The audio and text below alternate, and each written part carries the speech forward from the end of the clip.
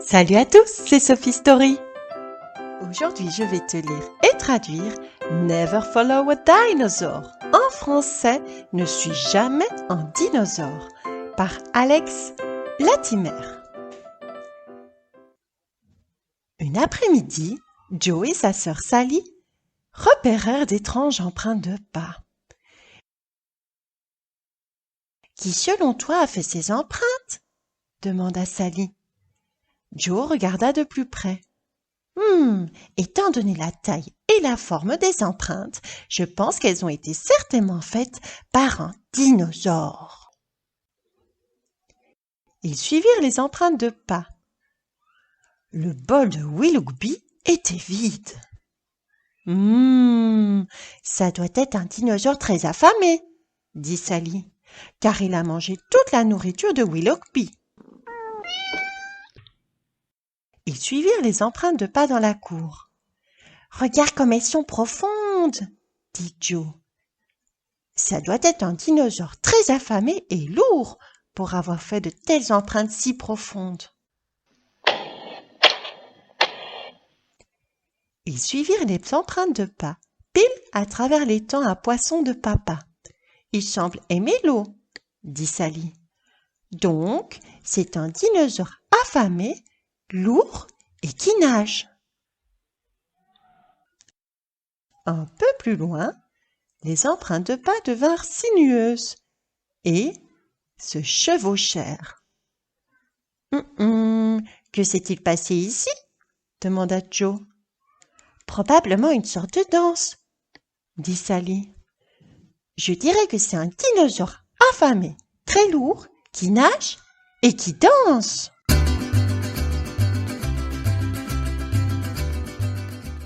« Que font toutes les feuilles de l'arbre sur le sol ?» demanda Sally. « Le dinosaure doit avoir cogné sa tête à cette branche, » dit Joe. « Donc, c'est un dinosaure affamé, très lourd, qui nage et qui danse avec un mal de tête. »« Et regarde, » dit Sally. « Maintenant, il n'y a plus que les empreintes du pied gauche, » dit Sally. « Il doit avoir donné un coup de pied à cette pierre et sautillé sur un pied à cause de la douleur, » dit Joe.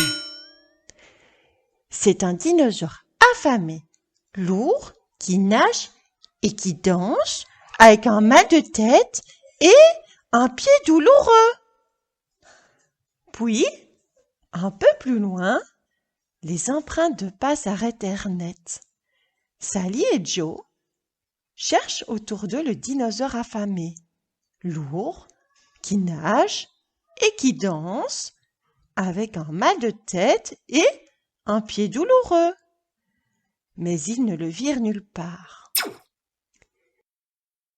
Ils rentrèrent chez eux en imaginant toutes sortes d'explications. Mais ils ne pensaient pas qu'il ait été frappé par une météorite, ni emmené par un magicien, ni enlevé par des extraterrestres. C'était un vrai mystère. « Tu ne devrais jamais suivre un dinosaure, » leur dit maman quand ils rentrèrent à la maison. « Surtout pas un dinosaure affamé. »« Et ce n'est probablement pas un dinosaure du tout, » rajouta papa, « car ils sont tous éteints. » Mais Sally et Joe étaient convaincus que c'était un dinosaure. Et ils allaient le prouver. « J'ai une idée, » dit Sally.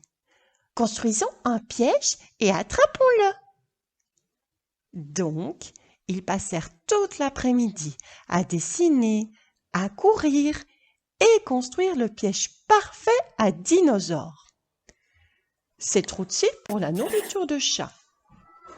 Ils mirent en place une baignoire pour nager, de la musique pour danser, une batte pour se cogner la tête, une pierre pour le faire trébucher, un puits profond et de la nourriture pour chat. Quand ils eurent fini, ils posèrent de la nourriture de chat et laissèrent tout en place pendant la nuit. Le lendemain matin, Sally et Joe coururent dans l'arrière-cour pour vérifier leur piège. L'appât avait disparu et les empreintes de pas les menèrent jusqu'au bord du puits. Mais quand ils regardèrent au fond du trou, il n'y avait aucun dinosaure. « Oh, comment s'est-il échappé ?» s'émerveilla Joe. « Ce n'est pas comme s'il pouvait voler. »« Mais que se passerait-il s'il le pouvait ?» demanda Sally. « Et si c'était un dinosaure affamé, très lourd, qui nage et qui danse, avec un mal de tête, un pied douloureux et des ailes ?» Sally et Joe regardèrent alors vers le ciel. Et là, au-dessus d'eux, volait le dinosaure. Il semblait en effet très affamé. « Oh oh !» dit Joe. « Cours !» cria Sally. Mais en un rien de temps, le dinosaure les ramassa au sol. Donc, vous voyez, la raison pour laquelle vous ne devez jamais suivre un dinosaure, c'est que certains dinosaures ont tout simplement faim. Mais heureusement pour Sally et Joe, une fois que ce dinosaure affamé et lourd eut soulagé son mal de tête et mis un bandage à son pied douloureux et qu'il ait fini sa danse et pris une baignade rafraîchissante, tout ce dont il avait finalement besoin, c'était de l'aide pour faire ses gâteaux. Ne peut atteindre la farine. Bras trop courts. Besoin d'aide pour casser les œufs. Alors, Sally et Joe aidèrent le dinosaure à faire et aussi à manger.